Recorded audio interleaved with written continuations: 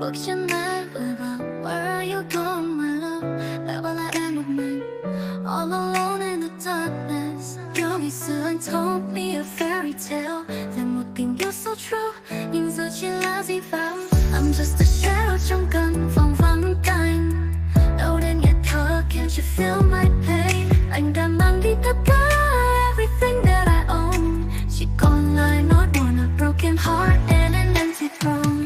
I'm lost in the rain, my tears are falling like the dew. Vì I miss you, I miss you so much. Why did you leave me? Anh đi đâu rồi? Xin hãy come back to me, đừng để em cô đơn. Nghe thấy tiếng mưa rơi, it's raining outside, nhưng trong tim em it's storming all the time. Những lời hứa đã chẳng mấy giờ đã tan biến, like a vapor in the wind, không còn gì vương vấn. I'm just a shadow trong căn phòng vắng tanh, đau đến nghẹt thở. Can't you feel my pain? Anh đã mang đi tất cả, everything that I own, chỉ còn lại nỗi buồn, a broken heart and an empty throne. I'm lost in the rain, my tears are falling like the dew. Vì I miss you, I miss you so much. Why did you leave me? Anh đi đâu rồi?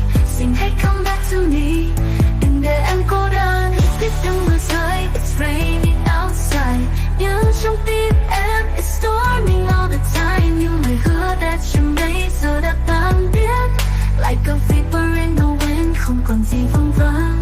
Dù biết rằng I have to move on, nhưng con tim em can be so strong. Hình bóng anh vẫn đây in my memories, và I'm holding on đến từng hơi thở cuối. Oh my love, anh đi đâu rồi? Oh my love, xin hãy quay về.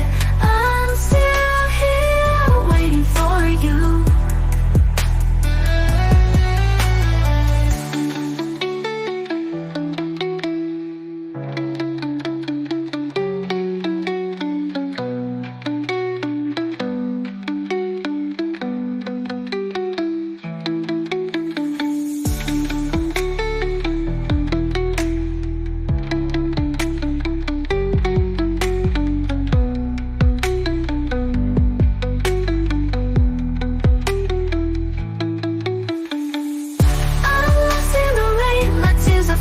Like the dew, vì I miss you, I miss you so much.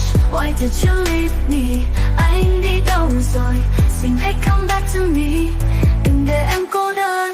Dù biết rằng I have to move on, nhưng con tim em can be so strong. Hình bóng anh vẫn đây in my memories, và I'm holding